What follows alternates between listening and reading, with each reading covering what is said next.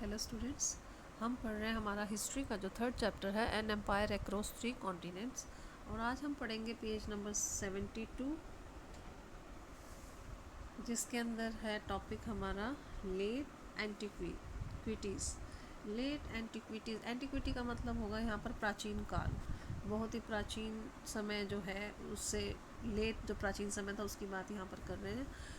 We shall include this chapter by looking at the cultural transformation of the Roman world in its final centuries.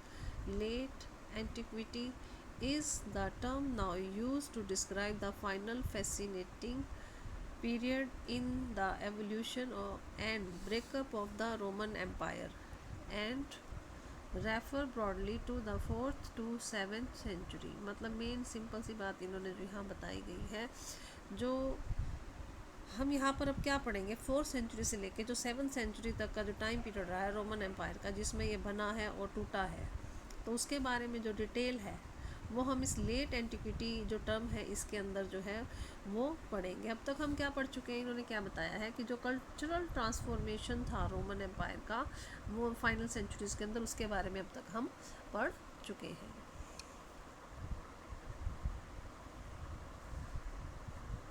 The 4th century itself was one of considerable ferment, both cultural and economic. At the cultural level, the period saw momentous development in the religious life, with the Empire Constantine decide to make Christianity the official religion, and with the rise of the Islam in 7th century.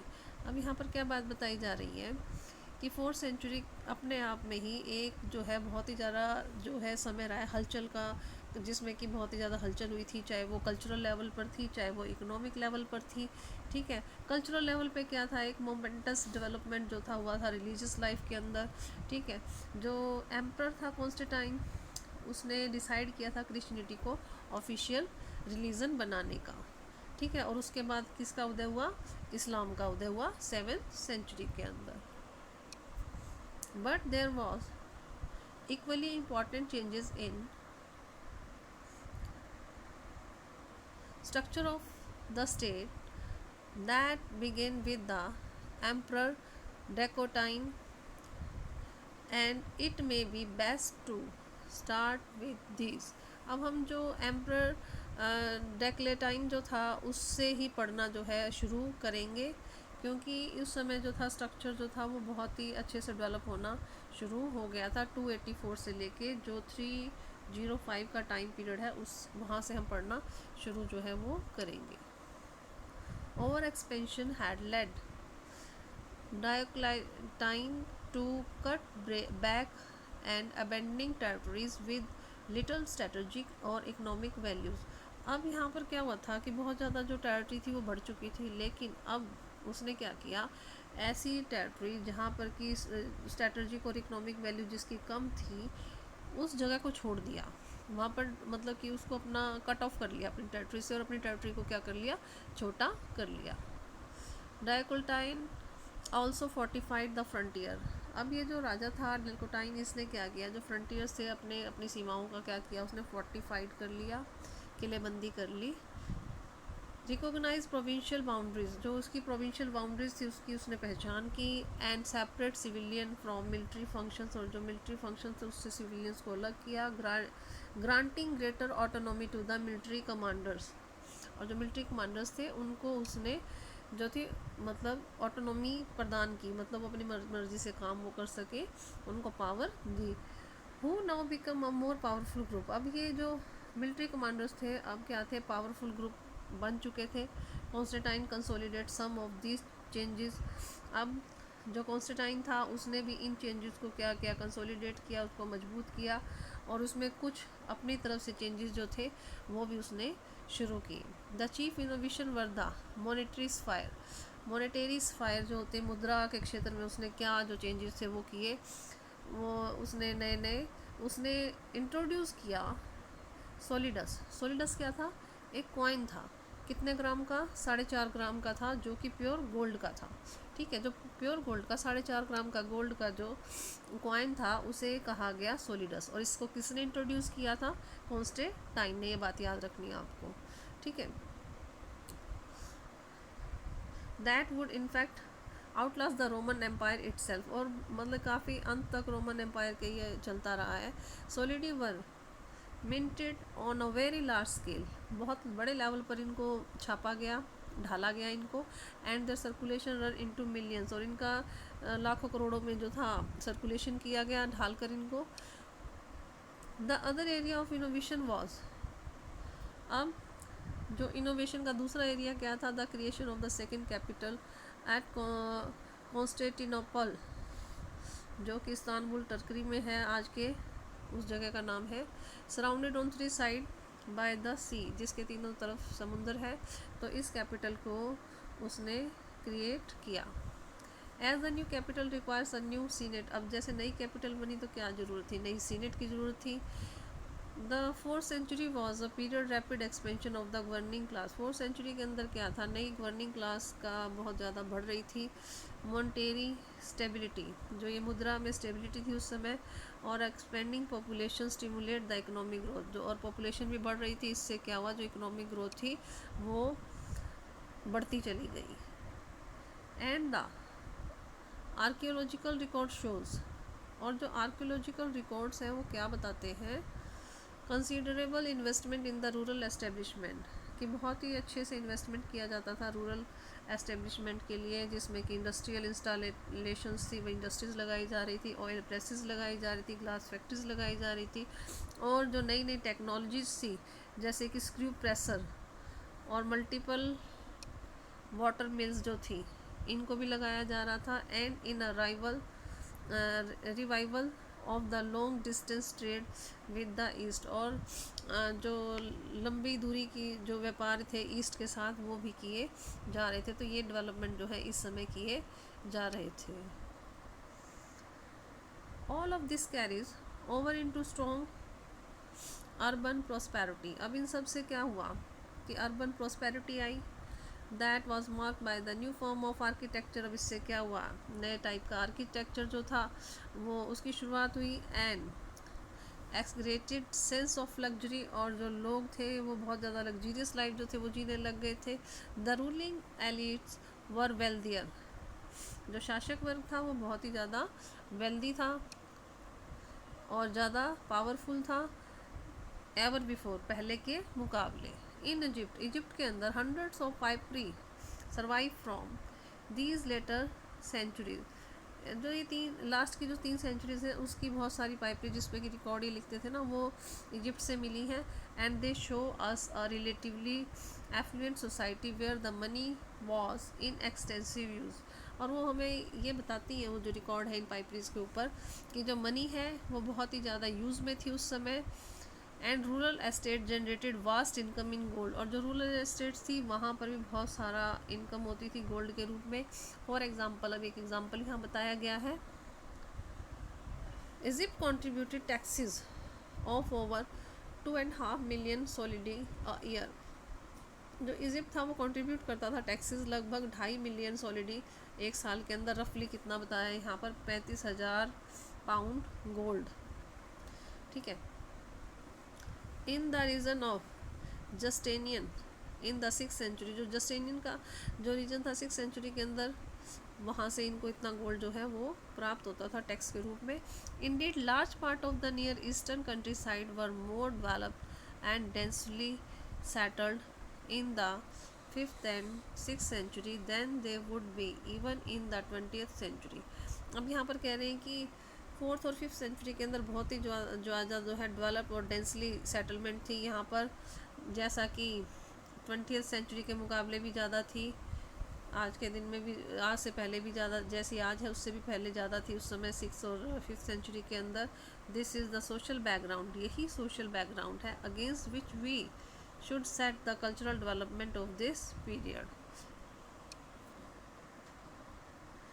The traditional religious culture of the classical world, both Greek and Roman, had been polytheist, अब यहाँ पर क्या बात की जा रही है, जो ट्रेडिशनल जो रिलीजियस कल्चर की बात कर रहे हैं यहाँ पर, और क्लासिकल वर्क की बात करें, चाहे वो ग्रीक का था चाहे रोमन्स का था, क्या था उस समय, पॉलीथिस्ट। पॉलीथिस्ट होता है बहु देवताओं, मतलब काफ़ी सारे देवताओं को मानना, मतलब एक धर्म को ना मानकर अलग अलग धर्मों को मानना है, कई देवताओं ना।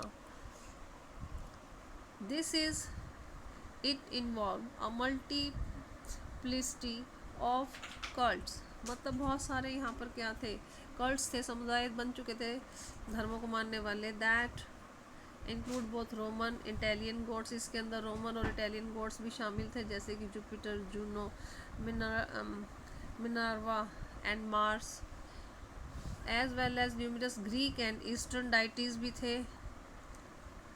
ग्रीकों के भी बहुत सारे देवता जिनकी पूजा की जाती थी, और थाउजेंड्स टेम्पल्स बन चुके थे, श्राइन्स बन चुकी थी, और सेंचुरी जैसी जहाँ पर कि वैसी बिल्डिंग्स वगैरह जो थी वो बन चुकी थी थ्रू आउट द एम्पायर, पूरे एम्पायर के अंदर। मीन्स जो धर्म था वो बटा हुआ था, एक धर्म नहीं था, अलग अलग देवी देवताओं को मानने वाले लोग थे, ठीक है। उनके लिए टेम्पल्स वगैरह बहुत सारे बन चुके थे, श्राइन बोर्ड वगैरह सब बन चुके थे। अब यहाँ क्या बताया गया नेक्स्ट पेज पर, polytheist had no common name और लेबल डिस्क्राइब देमसेल्फ। अब जो बहुत सारे देवताओं को मानने वाले थे, उनका कोई कॉमन नेम नहीं था, या उनको किसी लेवल में नहीं रखा गया था कि भाई ये लोग हैं। The other great religious tradition in the empire was Judaism. अब एक और जो ग्रेट रिलीजियस ट्रेडिशन था एम्पायर का, वो क्या था, जुडिज़म था। जुडिज़म क्या था, यहूदी धर्म जो था, जैविश ज्यूज जिसको कहा जाता था, ठीक है। But Judaism was not a monolith, लेकिन ये जो जुडिज़म था वो एक मोनोलिथ नहीं था। मोनोलिथ होता है कि एक, मतलब कि एक ही धर्म को मानने वाला नहीं था, इसके अंदर भी कई आगे जो था बटे हुए थे। Either and there was a great deal of diversity, और बहुत सारी डाइवर्सिटीज़ थी within the Jewish communities of late antiquity, जो प्राचीन काल था उस समय जो जेविश कम्युनिटी थी उसके अंदर बहुत सारी डाइवर्सिटीज़ थी। दस द क्रिश्चियनाइजेशन, इसलिए जो ये क्रिश्चियनाइजेशन जो किया जा रहा था ऑफ द एम्पायर का in the fourth and fifth century, fourth और फिफ्थ सेंचुरी में, was a gradual and complex process, ये बहुत ही कॉम्प्लेक्स प्रोसेस था। Polytheism did not disappear overnight, ये जो मतलब बहुत सारे देवताओं को मानने का पोलिथिज्म जो सिस्टम था, ये एक ही रात में ख़त्म नहीं हो गया था। Specially in the western provinces, specially किसके अंदर बता रहे हैं, वेस्टर्न प्रोविंसेस के अंदर, वेयर द, जहाँ पर जो क्रिश्चियन बिशप थे, वेग a running battle against the beliefs and practices they condemn more than the Christianity. अब यहाँ पर उन्होंने क्या किया, बहुत ज़्यादा विरोध किया, जो भी क्रिश्चियनिटी के अलावा जो और प्रैक्टिसेस चल रही थी उनको उन्होंने गलत बताया।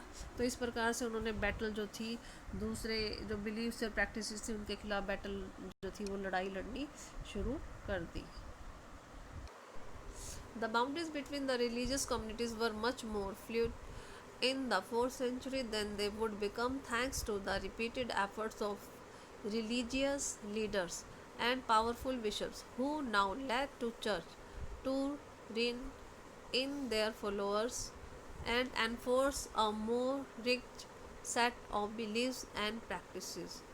अब यहाँ पर क्या बताया जा रहा है आपका कि जो बाउंड्रीज थी जो रिलीजियस और कम्युनिटीज़ की, जिसको कि और ज़्यादा मतलब कि लोग जो बहुत सारे धर्मों को मानते थे, अब फोर्थ सेंचुरीज़ के अंदर जो है वो टूटनी शुरू हो गई थी। और इसके लिए क्या चीज़ जिम्मेवार थी, ये जो बिशप्स थे, जो रिलीजियस लीडर्स थे, जिन्होंने उस समय बहुत ही ज़्यादा जो था चर्च को आगे बढ़ाया उस समय, ठीक है। इन्होंने रिपीटेडली एफर्ट्स करते गए कि चर्च जो है आगे बढ़े और क्रिश्चियन जो है धर्म वो फैले, और अपने जो फॉलोअर्स थे उनको एनफोर्स किया कि बहुत ही ज़्यादा मतलब कि कट्टरता के साथ रिग्ड सेट मतलब कि बनाए, मतलब कि जो भी उनके चर्च के जो प्रैक्टिसेस थी या बिलीव्स थे उनको ही माने, इनके अलावा किसी को ना माने।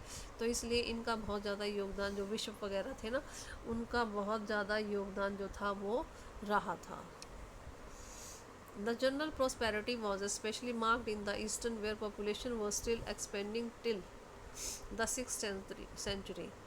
अब जो जनरल प्रोस्पेरिटी थी वो कहाँ पर मार्क की जा रही थी, ईस्ट के अंदर, जहाँ पर पॉपुलेशन जो है वो अब भी 6th सेंचुरी तक बढ़ती ही जा रही थी, despite the impact of the plague which affected the Mediterranean in the 540s। 540s में मेडिटेरियन के अंदर प्लेग भी आ गया था। इसके बावजूद जो थी जो पॉपुलेशन थी वो बढ़ती ही जा रही थी। इन द वेस्ट के अंदर बाय द कंट्रास्ट इसके बिल्कुल अपोजिट था। The empire fragmented politically as the Germanic group from the north took over all the major provinces, established kingdoms that are the best described as the post-Romans. In the west by the contrast the empire fragmented politically। अब यहाँ पर waste के अंदर जो empire था वो politically टूटना शुरू हो चुका था as Germanic group from the north. जैसे नॉर्थ के अंदर जो जर्मनी ग्रुप्स थे, कौन कौन से, Goth, Vandals, Lombards etcetera, took over all the major provinces. इन्होंने जितनी भी मेजर प्रोविंसेस थे उनको अपने कब्जे में ले लिया। एंड एस्टेब्लिश किंगडम्स, इन्होंने अपनी किंगडम जो थी वो बनानी यहाँ पर जो थी वो शुरू कर दी। That were best described as post Rome, जिसे कहा गया पोस्ट रोम कहा गया। The most important of these were that Visigoths in Spain. इनमें से जो सबसे इम्पोर्टेंट थी कौन सी थी, विशिगोथ, जो स्पेन के अंदर थी, जिसको कि डिस्ट्रॉय कर दिया था अरब्स ने कब, 1711 से लेकर 1720 तक। That of the Franks in Gaul, और थी कौन, फ्रैंक जो थी गॉल की, और इसके बाद लोमगार्ड जो थी इटली की। अब इसके बाद है these kingdoms foreshadowed the beginning of the different kinds of the world. अब इन किंगडम्स के द्वारा क्या हो रहा था, जो नए तरह का जो वर्ल्ड था, अलग अलग डिफरेंट टाइप का, उसका उदय हो रहा था। That is usually called medieval, जिसे कि मिडिवल कहा गया। देखो पहले एंशियंट था, ठीक है, तो अब किसके स्टार्ट हो रहा है, मिडिवल, मध्यकाल। In the east were the empire remain united. अब ईस्ट के अंदर जो एम्पायर यूनाइटेड रहे वो कौन सा था, रीजन ऑफ जस्टेनियन, जो जस्टेनियन का रीजन था वो। High water mark of prosperity, यहाँ पर प्रॉस्पेरिटी बहुत ज़्यादा थी। एंड इम्पीरियल एम्बिशन, जो उसका इम्पीरियल एम्बिशन था उसका ये नतीजा था कि ये बचे हुए थे। जस्टेनियन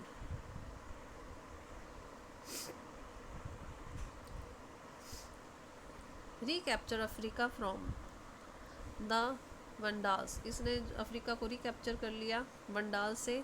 but his recovery of Italy left, लेकिन उसकी जो recovery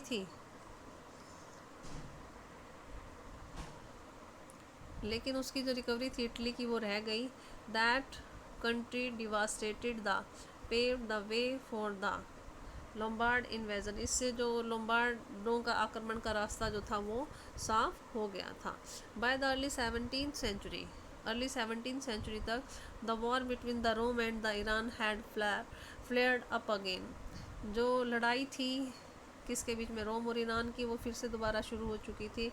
and the Sasanian who had ruled Iran, जिन्होंने की रूल किया था ईरान पर, since the 3rd century launched a wholesale invasion of all the major eastern provinces. अब उसने क्या कर लिया था, मेजर ईस्टर्न प्रोविंसेस पर, जिसमें इजिप्ट भी इंक्लूड था, उस पर अपना कब्जा कर लिया था।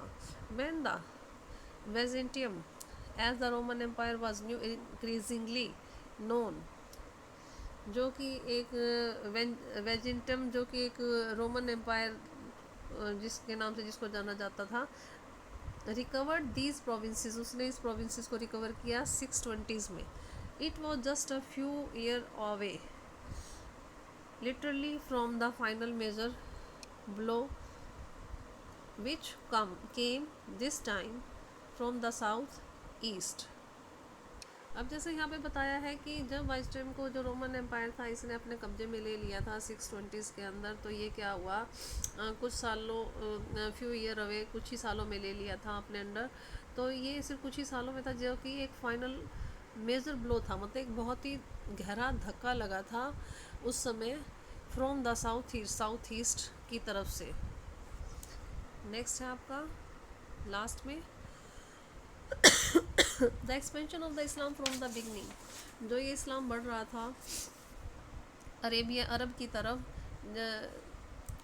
Has been called a greatest political revolution, इसे ग्रेटेस्ट पॉलिटिकल रेवोल्यूशन कहा गया है, ever to occur in the history of the ancient world, जो कि कभी भी नहीं हुई है एंशियंट हिस्ट्री के अंदर, by 642 barely 10 years after the prophet Muhammad death, जब 642 के अंदर जब प्रॉफिट मोहम्मद की डेथ हो गई थी, large part of the both eastern Roman and the Sasanian empire had fallen, बड़ा हिस्सा जो था ईस्टर्न रोम का और ससानियन एम्पायर का वो गिर गया था, ख़त्म हो गया था in series of stunning confrontation. किस सीरीज़ में ये जो है गिर गया था, जो यहाँ पर बहुत ही ज़्यादा जो लड़ाइयाँ हुई थी उसकी वजह से। अब however we should bear in mind, हमें अपने ध्यान में ये रखना चाहिए that those conquest which eventually, जितनी भी ये घटनाएँ हुई हैं, extended as far afield as Spain, Sindh and Central Asia, began in fact with the subjugation of the Arab tribes by the emerging Islamic State. अब ये भी हमें ये सारी बातें ध्यान में रखनी चाहिए कि जितने भी ये इस्लामी स्टेट जो है ये जीते गए हैं, जिसमें स्पेन, सिंध और जो एशियन जो एरियाज़ थे, ये अरबों से ही ये जो थे सभी हारे थे। अरब से शुरू होकर जितने भी सीरिया के जो रेगिस्तान थे और इराक़ की जो सीमाएं थी वहाँ तक पहुँची, और उसके बाद जो मुस्लिम आर्मी थी ये दूर दूर तक गई। हालांकि जैसा कि हम आगे नेक्स्ट जो हमारा 4th चैप्टर उसके अंदर भी पढ़ेंगे कि किस प्रकार से जो एक्सपेंशन ऑफ इस्लाम था इन टेरिटरीज़ के अंदर हुआ था। आज ये हमारा टॉपिक जो है सारा ख़त्म हो चुका है। अगर यहाँ तो किसी को प्रॉब्लम हो तो मुझसे डिस्कस कर लेना। Thank you.